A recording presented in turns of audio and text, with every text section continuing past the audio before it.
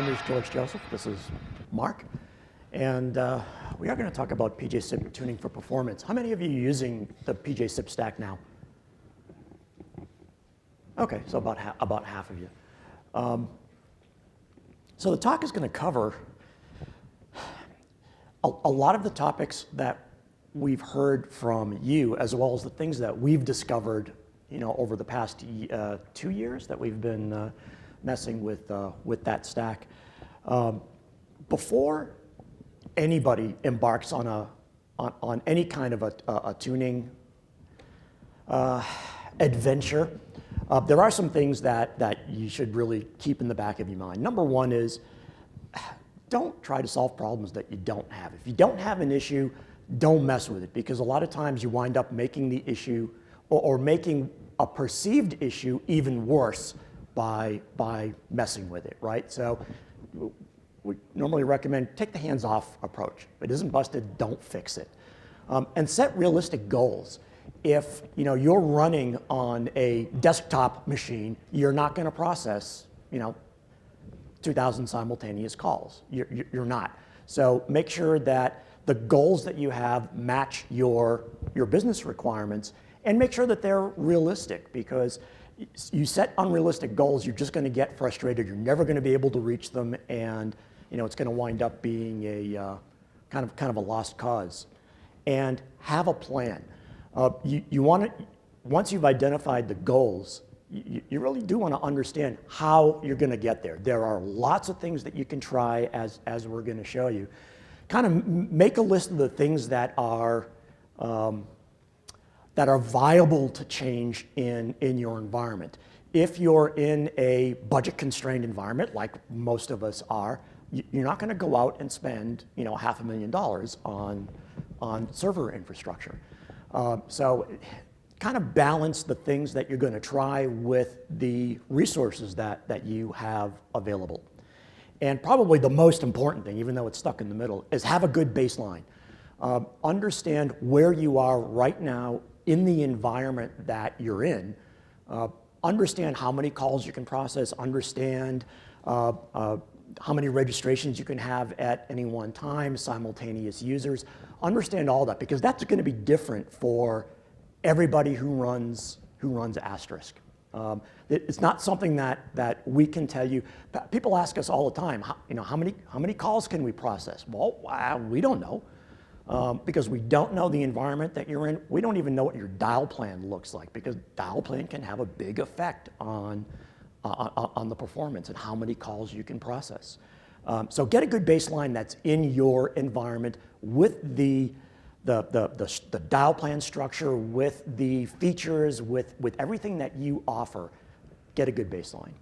And repeatable tests. If you can't repeat the test, you'll never know whether you actually solved your problem or not. You may think you've solved it, and you may have in the back of your mind, yeah, well, we changed this, so it should be better. But if you don't have the test that you can repeat, you won't know what happens or what's going. You won't. What do I want to say? You won't be able to keep track of the changes that you make and the effect on performance. Small steps. Yeah, I get into this all the time. I like to make big, huge changes, and then I wind up, I got to back that out. I got to back that out. I got to back that out. And it's always, been better if you start with the small things, having the repeatable tests, and just change something small, run the test. Change something small, run the test, and just keep building on it so that you see a progression, and it's something that you can repeat. And probably the worst one that everybody is or bad at. And we all fail at this one. Yeah, exactly, is documentation. Keep good notes. Even if you think you're going to remember, keep the notes, because you will always forget. I do. Okay, so how do you know if you have a problem? These are some of the common ones that we see all the time. And probably the most recognizable one is the audio garbling, the audio garbled, because that's the one that your subscribers, your users, or whatever are going to complain about first. I made a call, I can't hear, I heard robot voice, whatever it is, that's the first one. And unfortunately, that's also the one that can have a lot of different causes that have absolutely nothing to do with Asterisk. But your subscribers aren't going to call their networking person or even your networking person, they're going to call you first, right? CPU utilization. CPU utilization is going to be an issue if you're actually processing the audio through Asterisk. You're doing transcoding, or you're doing a lot of voicemail, you're doing a lot of recording. That's going to be the thing to look out for there. If you're seeing your CPU utilization start to climb and you're looking at the number of calls that you're processing and you don't think it's that big, we're going to want to take a look at the audio path and see whether we're doing the transcoding and how much voicemail, et cetera. And call setups. Call setup sometimes is hard to judge because a user thinks they're waiting forever for a call to set up, and it's kind of one of those, I get really impatient. If I don't hit that last number on the dial pad and I can immediately hear ring back, then there's a delay. And unfortunately, that's also one that has causes that are often non-obvious, like slow DNS query resolution, right? If you're going to do a call setup, we got to do DNS. And if you're not caching and you're going someplace else, any delay in the DNS resolution is going to translate to call setup time delays. And these are the ones where you really have a much, much bigger problem on your hands if you're going through the Asterisk logs and you see either of these two warning messages. The first one, well, they both actually sort of indicate symptoms of the same problem, which is that the PJSIP application in Asterisk is way behind in processing incoming data. I'm not going to go into the meaning behind either of these two warning messages. Let's just say keep these in mind. But if you do see these, like it says at the bottom of that slide, you got a big problem, and you probably need to look into doing some sort of tuning in order to make things go away. And usually what will happen, if you see either of these messages and then you don't see them again for a couple of hours, you're okay. You had an issue, but it corrected itself. But a lot of times, you'll see these two messages sporadically over the course of a few minutes, tens of minutes, and then all of a sudden, you'll start seeing them flood the log, and then you're kind of toast at that point. And at that point, what's happened is we've taken so many requests that all of the queue task processors, and these are individual queues that we throw requests on as they come in, they've all become so overloaded, and there's so much interdependent stuff going on behind the scenes that it becomes a mess that you can't recover from. So keep an eye on these. Yep. So the first step is probably the easiest one, which is check what version of Asterisk you're using and see if there's a newer version. Because the thing is, every single release of Asterisk, and I don't just mean major releases like the 14 release that just came out earlier this week, just incremental releases are likely to have either bug fixes that as a side effect also improve performance, or we get submissions both from within Digium, and we've gotten several from the community within the past 3 months or so of people just trying to improve performance for specific situations that are plaguing them. And so it's very possible that you could upgrade Asterisk and find that, okay, I'm actually in a better position now. It's not always guaranteed, which is why you should probably make sure to check the changes file and definitely test, because you never know whether it didn't get better. Yeah, and that's the other reason for having the repeatable tests. As you upgrade, you want to run those same tests over and over again as a verification step to make sure you didn't lose any ground. I mean, we're not perfect, neither is anybody who submits code. So it is quite possible that we could have busted something, or somebody could have busted something that may only show up in your environment, and you're left with, well, it worked yesterday, it's not working today. So the repeatable tests.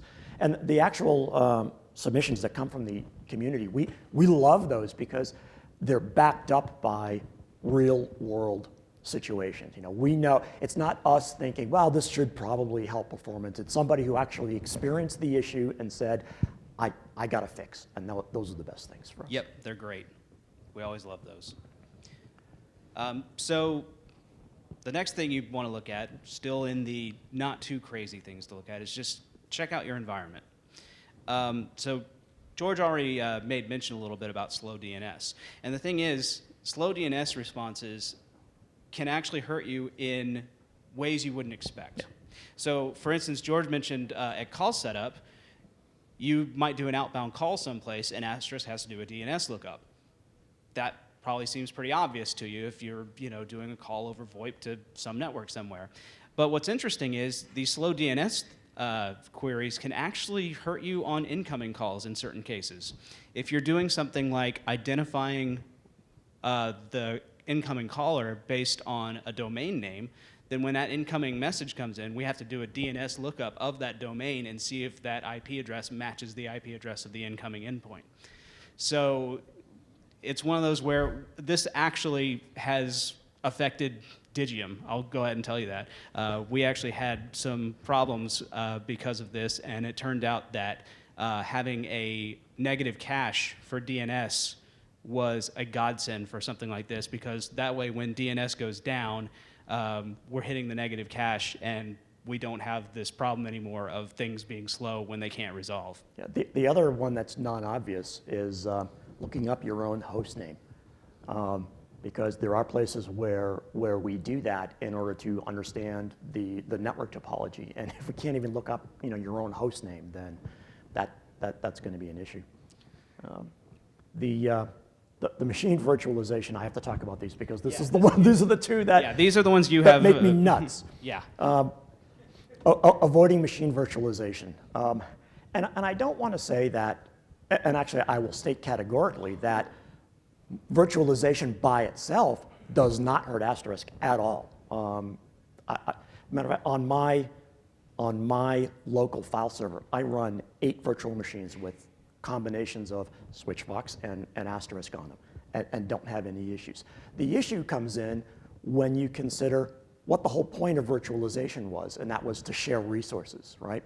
And if you're sharing resources with somebody else and you don't know what they're doing, you can very easily get yourself into a situation where you think you've got all of this CPU power, you think you've got this network, you think you've got this I/O bandwidth, and you only have it for certain periods of time. And based on whatever the other user of that virtualization infrastructure is doing, you can run into issues. So be careful there. And I will state categorically, never use a SAN, because the other non-obvious thing about call setup time and performance is the ability to be able to read and write database, the ability to be able to read and write call detail records. I mean, the whole infrastructure is dependent on that kind of I/O, whether it's to a database or whether it's to file. So again, now obviously, if you control the environment and you know exactly what's going on, you have to make that judgment for yourself. But these are issues that we've seen our customers have, and it makes us nuts. Sorry. So those are a couple of steps that probably are likely going to help out a lot of people. But the thing is, you may just have the sort of volume where even that's not enough to help. So you may be tempted at this point to say, well, clearly we just don't have beefy enough hardware for this, so let's buy some more expensive servers that have more memory, more cores, whatever it may be. And the thing is, though, you usually want to go a little further with your tests, and there are some more things you can do before you get to this step. Because George said earlier, if you're running a small shop, you can't be affording to throw thousands of dollars at a problem like this. So it's pretty expensive to do that. The other thing about it is it's not always guaranteed to help.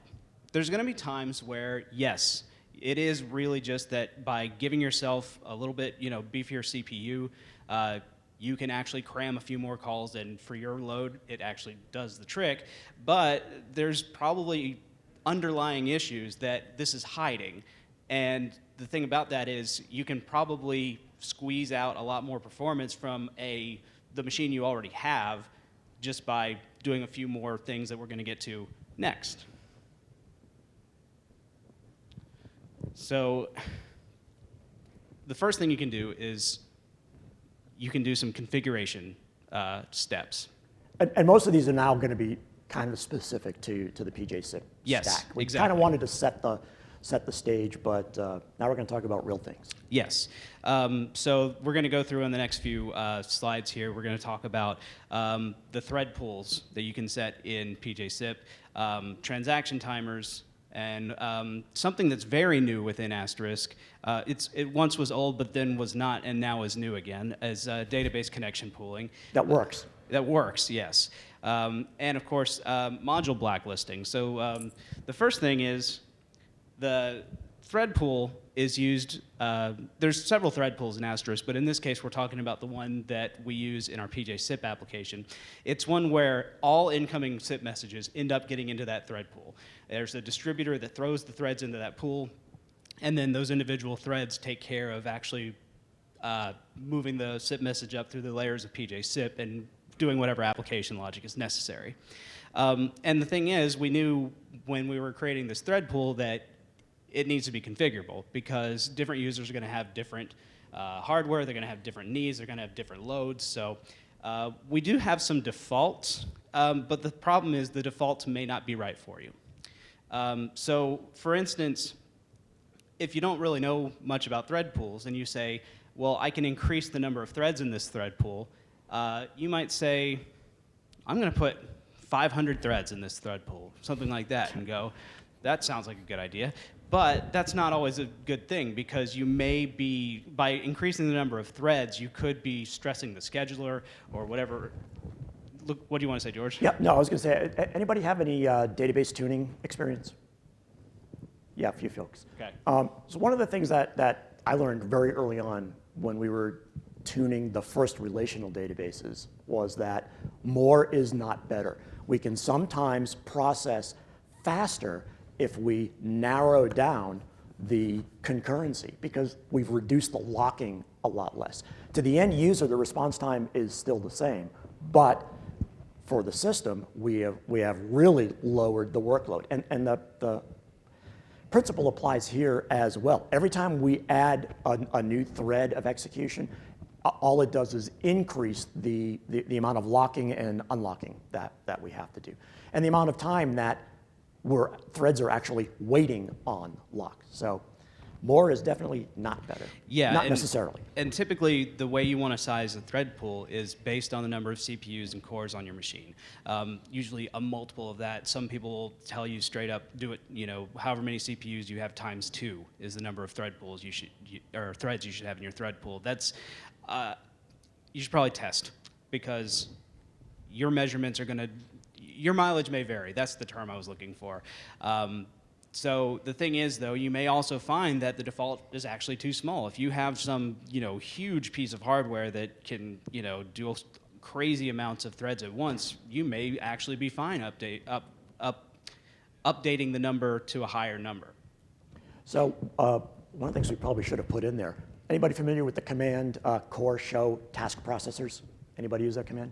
So that's a great command to tell you whether your thread pool is too large or too small, because it will show all of those queues that we talked about earlier, and it will show you what the high water mark is, meaning how many tasks were waiting in that queue and were not able to execute immediately. If you start seeing that number like consistently being 20, 30, 40, whatever, that's when you start thinking about adding threads to the pool. If you see it as, there's never been more than one, then you got too many, and you probably want to collapse those down. Yep. So this is just an example thread pool configuration. It'd probably be kind of boring to go through the entire thing. Can you actually see it? Oh, nice. So it does appear fully on the screen there? Good. But you can see that there's 4 options, and they're pretty obvious sounding things. You have how big is the thread pool when you start it, how much does it increase by when you add, when all the threads are active and you have new tasks, how long does it take for a thread that's idle to be killed off, and the big one we've been talking about is how big is your maximum thread pool size? You notice in the comment above the max size, it says, don't set this to 0. It's 0 means unlimited.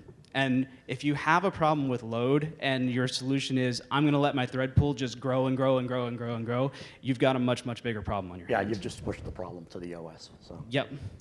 Oh no. Why is initial 0? Not 1? So initial, if you're running like an occasional use PBX, which none of you guys are, setting it to 0 just means it'll start allocating when the first request comes in.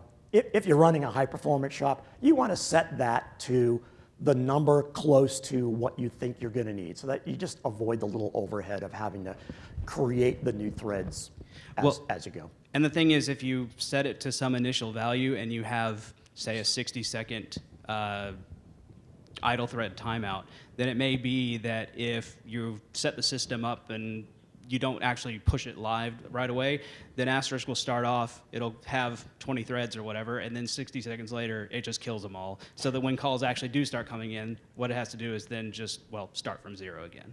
So that's sort of another reason behind starting it at 0. Yeah, the overhead of setting them initially is almost nil. So that's not a critical.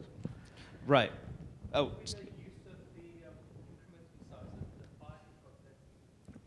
Sorry, what's the question? Right, so when we do run out of threads, you don't want to just allocate one new one, because chances are you're going to need a little bit more. So the auto increment is, when I run out, automatically start 5 more, rather than just 1 more. Yeah, if you happen to have spikes in your load, for instance, and you know, okay, I normally have a pretty steady load, but then all of a sudden I have, 100 more users calling in at the same time than normal at this particular time of day or something, it may be that you just know right away the thread pool needs to just increase by a lot more, just to automatically accommodate them, as opposed to slow increments up. One more question back there? Oh, I'm so sorry. It's in seconds. The question, by the way, for those who couldn't hear it, was what was the units for the thread pool idle timeout. If you look at documentation on the wiki for pjsip.conf, as well as, I believe, the sample configuration file, they do mention the units on there. So we've sort of gone over this a little bit with your questions, but essentially the philosophy is that adding and creating threads is what's expensive, and maintaining allocated ones but leaving them idle is inexpensive. Yeah. So the idea is, with a thread pool, you could set it to just, I want the max size to be 20, I want the initial size to be 20, I never want them to idle out. And if you have a pretty steady load, that's perfectly fine. But more than likely, what you're probably going to want is the thread pool to sort of accommodate the differences in your traffic as needed. There are some, oh, sorry. Tori, you have a question? Well, in the Don't Be Silly, you have thread pool and initial size equals 0, but just in your previous slide, you had thread pool and initial size equals Well, you have to, okay, so Tori's question is, or said, don't be silly, and he says he sees the thread pool initial size equals 0. Well, here's the thing, Tori. It's the combination of thread pool initial size equals 0 and thread pool auto increment equals 0. That means you start with 0 threads, and then it increases by 0 threads, so you'll never actually be able to handle any traffic that way. Yeah. Yeah, so that's a silly thing you can do. The thread pool max size equals 0, we already said, don't do that. That means your thread pool size is unlimited, and you'll probably just go into runaway crazy territory. Question? But then the theory that you would probably need twice the number of calls in your thread pool as a good starting point, combined with the fact that when your system goes idle, you're going to go ahead and close all the threads completely. Well, but you can control that with the timeout, right? So if you don't want to do that, if your load is very spiky, then that's probably when you want to start thinking about the timeout. But if your load is fairly constant, set the timeout to God knows what, something huge to keep the threads around. Yep. Set it to an hour or something like that if you want. So in addition to PJSIP, we're just going to mention this real quick. There's other modules in Asterisk that have these same thread pool options. One in particular is in stasis.conf. There's a thread pool section, and it has the same options that PJSIP.conf has. So it's another data point potentially to test when doing any sort of tuning that you might do. The stasis thread pool in this case, by the way, is stasis is an internal message bus in Asterisk, and it's sort of the way that events get sent throughout the place, so it happens a lot. And so the idea that that thread pool could have, tweaking that thread pool, I should say, could have some effect on your Asterisk server's performance is... Yeah, especially if you're doing lots of pub/sub activity, because all of the incoming packet triggered things are going to happen in the stasis thread pool. So notifies will be the big thing there. Yep. Huh. George, you want to talk about this? 'Cause Yeah, I know so the this is T1 and B timers. This is kind of a really deep PJSIP, PJ project couple of parameters, but they can actually have a big impact on how Asterisk performs. The timer T1, the back-off timer, it's the retransmit timer, and most people are okay with the defaults, right? But timer B actually determines how long to wait before giving up. And while we're waiting to figure out whether we're actually going to get any more packets, we're holding a whole bunch of things, primarily memory. Waiting around for, in 99.9% of the cases, something that isn't going to arrive.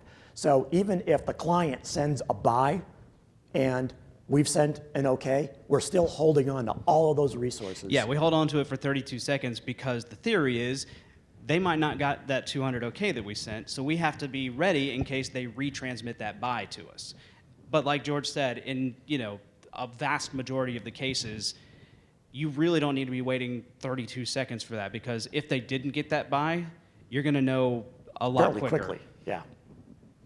So yeah, the idea here is it may be that if you're noticing, in particular, memory usage on your system seems to be higher than it should seem, it may be that lowering timer B by half or maybe even more than that is the type of thing where you might just see resources get freed up more quickly. And it's the type of thing that can help you from a tuning perspective. And it is related to timer T1. I think it has to be a multiple of, which one was it? I forgot. But the minimum timer B is 6,400 milliseconds. So that's still a long time. But yeah, and now there are some caveats with this sort of thing. It's one of these where you might hear about that sort of thing and go, well, for my endpoints that are local to my server, say they're in the same building or something, you might go, oh, I can set timer T1 and timer B really low because the latency between those is really low. But when I'm talking with, say, my SIP provider across the country, across the world, I want to have a higher timeout because there may be more delays there. The network is a little, I don't know, fuzzier, I'll call it. But the problem is PJSIP only allows this to be set as a global option. So you have to pick something that just is hopefully going to work for everyone. And the thing is, if you do have a bad network link and you've set timer B down to 6,400 seconds, it may be that you send an invite out, for instance, and it just takes a long time to be able to get the 200 OK for it, or you had to transmit more than one time, and all of a sudden, well, the call failed because we were too impatient. So that's the caveat with that, but this could be a good thing to set. Oh, Tori. If I just can make a SIP RC comment with regards to T1, it's best to make sure that all the nodes agree on the T1 value, or else you can have weird interoperability issues. Okay, so for anyone who didn't hear, Tori just said it's a good idea for timer T1 to be globally set because all the nodes should be agreeing on that. Otherwise, you have transactions that one guy thinks is alive and that one doesn't. Then. Gotcha. yep.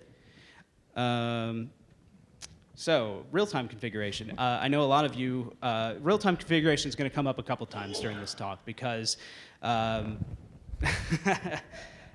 real-time configuration it's very useful. It's very, very useful. And the thing is, a lot of people install, say, a Postgres database, and they see that there's a resconfig Postgres module in Asterisk that's pretty easy to set up, and they set that up, and unfortunately, the performance ends up not being as good as they would hope. No, save that for later. Okay. But what I'm going to say is, first thing I'm going to say is use ODBC. So ODBC is one of these where it's the only thing that actually has core support in Asterisk. For those of you who are unfamiliar with what the support levels are, core essentially just means that if you're a Digium customer and report an issue against it, we'll fix it. The others all have extended support, which just means that they are maintained by us during our free time / people outside of Digium. ODBC, because of its status, it also has ongoing active development. If you look at the commit history on it, you can see that we've been making changes to it very frequently for the past at least several years. And here's the big one. We allow for multiple connections to be used in Res ODBC. And some of you may say, I remember using that, it was horribly buggy. Well, that's the old way. In 13.10, Josh Culp added an option called max connections. And what that does is it allows for you to create, what it does is it's sort of thread pool-like in a way, in the sense that we create a connection and we use it. And then when it's time for another database query to happen, it says, oh, that connection's in use. I'll create another one and use that instead. And this max connections sort of is an upper limit on how many of those connections can be created before we just go, okay, I'll wait for one to become idle and use that one instead. But the most important part is when the connection's done, it goes back into the pool so that you don't have to reopen the connection again. Correct. All the other database configuration drivers in Asterisk use one connection that gets shared amongst everyone. And so when you have multiple threads all trying to do database queries, they're all contending to get that connection. And that can be a huge point of contention. So use ODBC, use max connections. Yeah. Now, don't get the wrong idea that we're in love with ODBC, because I think most of us would agree that it's just another layer between Asterisk and the database. But it's one of those things where it's easier to do one driver in Asterisk than attempt to do, or one driver well than attempt to do a Postgres well, a MySQL well. People are still running SQL Server, and you name it. Oracle. We had somebody looking for Oracle support the other day. It's just hard to do that. Yep. And this is just an example. If you've ever configured Res ODBC before, this should look pretty familiar to you. You just are defining. You're making letting Asterisk know about the DSN that you've configured in odbc.ini. And basically, I've just highlighted max connections equals 20 to show you where that option would go, what it looks like. And a good rule of thumb on that is when you're setting the max connections, set it to probably about the same as your thread pool maximum size for Res PJSIP. The idea being that each one of those threads potentially could be making a database call to either select or update or whatever it may be doing. And so if each one has its own independent connection, then they can go much more smoothly. So the next one, no load in modules.conf. A lot of folks wind up taking the default modules.conf with auto load set to yes, and basically they load every module, 200 and A lot. A lot, right? There's a lot of modules out there, and some of the modules, some of the PJSIP modules, when they register, they insert themselves into the call sequence. So whenever a packet comes in, we go through this list of modules that have registered and say, okay, which one is the one to handle this? And the more modules you have in there, the longer it takes us to go through the list to figure out which module actually should be handling this. So take a look at those, and I think we've got some examples later on about which ones you just might not need and they're better to leave out. Yeah, they're on this slide here. They're on this slide. So, I mean, we can just go through these. There's two that start off here. There are two Res PJSIP endpoint identifiers. Okay. So I've just gotten the signal that we need to hurry up. We've got 5 minutes. We actually We only may have go 5 minutes? we may go a little bit over here just because there is a gap, and if you guys get bored by it, feel free to leave if we go over. Don't worry, we won't be offended. But the two endpoint identifiers, that's ways of recognizing which configured endpoint that an incoming request is coming from. And if you are using only identifying by username and not by IP address, then don't load the module that identifies by IP address. And vice versa. If you're only doing identifying by IP address, don't load the one that identifies by username. And don't load Chen IAX2 unless you're actually processing IAX2, because it takes a lot of memory and it has its own thread pool and a whole bunch of other stuff. So, Yep. still not enough. Okay, we got to go. Yep, we can keep doing more. Okay. So now we get into stuff where things get a little dicey, potentially. Sorcery is something that you may or may not have heard of. Basically, it's a CRUD API within Asterisk for creating, replacing, updating, and deleting objects, and there's different backends for doing that. So for instance, RealTime is one of them. There's an in-memory one, there's config file one, etc. And when you're talking about RealTime in particular, each one of these calls to retrieve an object is having to go out and do a database call. Well, Sorcery also provides caching options so that you can just cache the objects that you retrieve, and that way, if you need to retrieve the same object a bunch of times, you're not going out to the database every time.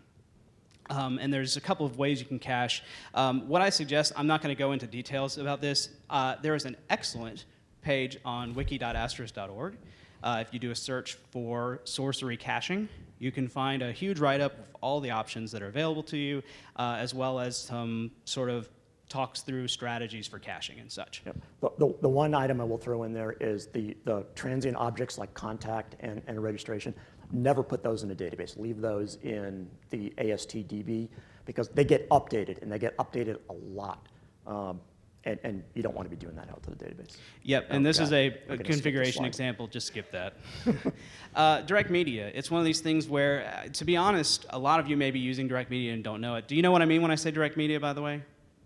Okay. It's not, what's that? Yeah, exactly. The idea behind it is if your media can go directly between the endpoints, then Asterisk will send SIP reinvites to the endpoints so that they then just communicate directly with each other, and it offloads the media from Asterisk. The thing is, you can't always use that, because if you have anything that requires a DTMF, we have to be listening for DTMF. If you require things like app chanspy, it needs the media. Same with volume, recording, etc. The big thing to watch out for, though, before just blindly using it, is NAT, because it may be that the endpoints can't actually talk to each other directly because of NATs. So just keep that in mind. If you've been having the bad call setup times, it may be that you just need to look at your dial plan and AGI usage and sort of think about what's going on in there. If you're calling into the AGI application a ton of times, you're creating a new process, forking and executing it every single time, and you might want to consolidate that into a single AGI call. Or you might want to start using fast AGI, because then you just have a constantly running process and you just connect to it. There's still more. So George, you want to talk about this, since I think you did the... Yeah, it's offload. Yeah, that slide's in the wrong place. Yeah, it looks like the... Did I move? There we go, there. Okay. Offload media, we talked about this a little bit earlier. Media processing is the single biggest usage of CPU there is. So if you can offload your voicemail, conference, and recording to a separate dedicated server to do that, and leave the main Asterisk instance just processing calls, you'll be in a better spot. Don't use RealTime. So it's kind of why I did this early. A lot of people think RealTime is a performance thing for them. It's not. RealTime is a configuration convenience for the humans, right? It's not really there to help calls get processed. Think about going back to static config files. There's a lot of things that you can do with config files. How many use templates? How many use include files? Back in the old days of routers, all of our config files were separate text files, right? You just zap that file out to a particular router, and that's how you set its config. You can do the same thing here. But the big one now is ARI real-time configuration. You can do, I think, almost every bit of PJSIP configuration. Yeah, any sort From of the- any sort of object that's managed by sorcery, which in PJSIP's case is everything, you have the ability to use ARI to push changes into Asterisk, and that way they're just stored in memory in Asterisk, and you're the one who decides when to push new changes in. And that way there's never any sort of calls to any sort of external application or external server or anything. Okay, and if you're gonna go real crazy here, not crazy, but you're looking at a lot of work. You can start just offloading other SIP things off of Asterisk.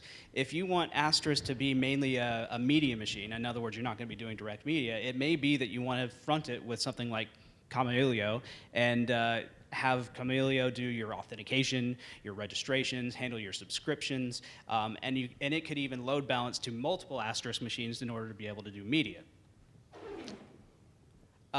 The thing is with tuning is it's not. Did something go wrong? Yeah, all right. Yeah, that's the one. Okay, yeah, that goes here. It's not all on you to get the performance tuned. It's on the development community, Digium's developers, to make things better for everyone. So, George, you recently did just sort of an audit of database usage, and I'll let you talk about this since you've got a more intimate knowledge of it. Yeah, there are a bunch of things that we can do to speed things up again if you really do need to use the database. And a lot of them are things that we think of now and wish we had 20/20 hindsight, because back when we started this, we thought, oh, great, this is a great way to be flexible. We can give the user community the ability to do all of these things, and unfortunately, all of these things comes with a price because you're not doing any one of them really well. So we kind of took a pass through, and we have a list that's bigger than this of things that we want to do to speed up that interaction between Asterisk and database. I won't go any further on that. Okay, and yeah, and the other thing is, it's been a couple of years since we just did a straight-up profiling of certain situations in Asterisk. And we tuned those down, and we got some pretty good performance benefits out of it. But it's about time we did it again. And so part of that is we've got to figure out what are the scenarios that people have that are problematic. And by knowing those scenarios, then we can test those scenarios and tune those scenarios, through code changes and say, we got X% speed up by doing this on this system with this configuration. And presumably, since people said that's what they needed, then that's a good thing. Yeah. So send us stuff. We really need to hear from you guys the typical scenarios that you're in, and understand them so that we can use those as the base. And that's it. Does anyone have any questions for us?